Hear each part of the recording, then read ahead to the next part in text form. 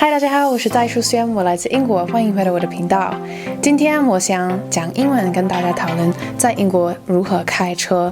So today I just wanted to free float a little bit about a topic that I'm quite passionate about, so I can share with you guys what it's like driving in the UK, some terminology that we use, and also like the attitudes of people here. So let's see if you can pick up some new vocab as we go. Okay, so as some of you probably know, we drive on the left in the UK, and the driver's seat is on the right-hand side of the car. What surprises a lot of people is that most of the cars here are still manual, as in they have a gear stick. We call that the gear stick here in the UK. It's a little bit more difficult, and I hear one of the reasons might be because it's safer with hills. To be honest with you, I think most people don't know why we still use these geared cars with the gearbox, because it does add a whole extra layer of complexity and difficulty when you're driving your test. Yeah, so why don't they just switch them all to automatic cars? It's a good question. It's very slow progress here. People just seem to prefer the manual cars, I guess. Another important thing to remember in the UK is zebra crossings. So these are the black and white lines in the middle of the road. If you come across one of these and someone is standing kind of near it, either on the left side where you are or on the other side, you just need to stop completely and see if they're going to cross. Let them pass. If you don't and they're about to cross and you just drive past, this is like a big no-no. People will be like, oh, shock horror, you didn't stop at the zebra crossing.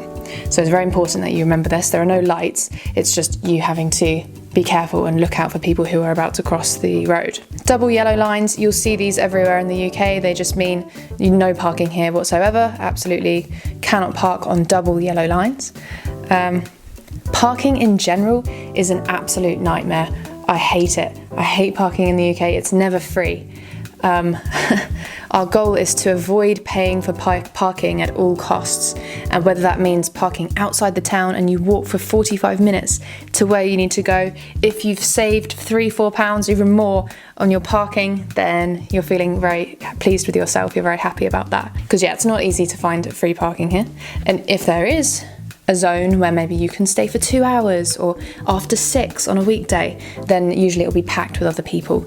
Especially where I live in Brighton, there's always people parking in the free zones, because everyone's onto it. They're sussing out where can we park for free. To be honest with you, I think it's just an issue if there's way too many cars in this country. There's not enough space. Bring in other methods of transportation, please, because it is quite ridiculous. If you're not very good at parallel parking, you'll find this country very stressful. Sometimes I kind of forget what my parallel parking method is, and then if there's a car behind you, you feel a bit embarrassed because you need to try 2-3 times to get into the space. I've got to wiggle in. There's been a lot of kind of embarrassing moments, I think one thing that people can find quite difficult to do here is actually maneuvering the cars through the roads, because on a standard residential street like where I live, you've got cars parked on both sides of the road, and so you need to often you'll find that you need to wait for an oncoming car, allow them priority to pass you before you go. You do need to just wing it and find the best way of overtaking and manoeuvring past the parked cars and letting oncoming traffic come past. We do love a roundabout in the UK. Roundabouts everywhere. They're a good way of keeping traffic flowing, but I find them kind of they can be a little bit dangerous, I think, because you just need to be aware of what's going on in each lane. If you're in the left lane, that means that you should be turning left. If you're in the right or the middle lane, then you're either going straight on or to your right, and it can get a bit confusing with the lanes. And you definitely need to look to your right, and if there's anything coming from your right, then you just stop and let that car come in front of you. So roundabouts can definitely trip people up. The speed limits are also pretty low here. In a lot of residential areas, it's just 20. They reduced that relatively recently from 30. If you do see a yellow box, that's a speed camera. That means that you should definitely go at the speed limit in those areas. Otherwise, you'll get a picture taken of you and you'll get a fine in the post. I have done a speed awareness course. If you break the speed limit, then you do need to go. If you don't want points in your license, then you need to go and do this course. So I'm now an expert on speed limits, and it's a limit of 70 miles an hour on the motorway. In countries like Germany, there is no speed limit, you'll get people bombing past at like 100 miles an hour. You do get that here as well, but it's pretty illegal. One thing that I have to say really bugs me is when people undertake. Undertaking is illegal here. That's when if you're in the middle lane and someone comes from your left side, so they're going into the slow lane, but they're actually going faster than you and they overtake you. You shouldn't do that. You can overtake in the faster lane, but not in the slower lane than someone. But people still seem to do it here. They just don't care. I'd say people can be pretty aggy in this country when driving. There's a lot of road rage around and you can feel it, like someone's coming up behind you, like tailgating. That's when they're too close to the back of your car. Let's say, for example, I'm on the motorway. There's a car in the middle lane going at like 60, 65. So I go up to 70, maybe pushing 75, going slightly too fast in the overtaking lane.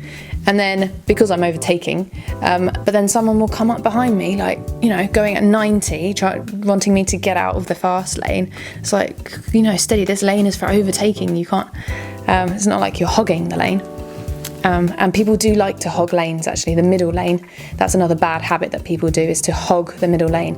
So they're not going fast enough, they're not overtaking anything in the lane to the left of them, but they're still in that middle lane. Yeah, so if you're not overtaking, you should be in the slowest possible lane, otherwise you are hogging it. Another big thing is giving way or giving someone priority. People tend to be quite switched on when driving, I think, here compared to some other places. Like sometimes if you're trying to get out of a space and there's lots of traffic coming both ways, so you're just going to be stuck there for literally an hour, then someone will probably at some point see you. You might have to push your way a little bit, but they will probably see you and they'll gesture either with the lights. So flashing can mean I'm giving way to you, please come out. And then you should definitely say thank you like this. So you just put your hand up and that's you saying thank you. And then you can come into the space in front of them. So if you do see someone in a difficult position like that, it's kind for you to let them in and they should say thank you. If they don't say thank you, then you're well within your right to be like, oh, that prick, and then you get people with, how dare he not say thank you? Lots of road rage going on. Coming back to flashing and what does it mean?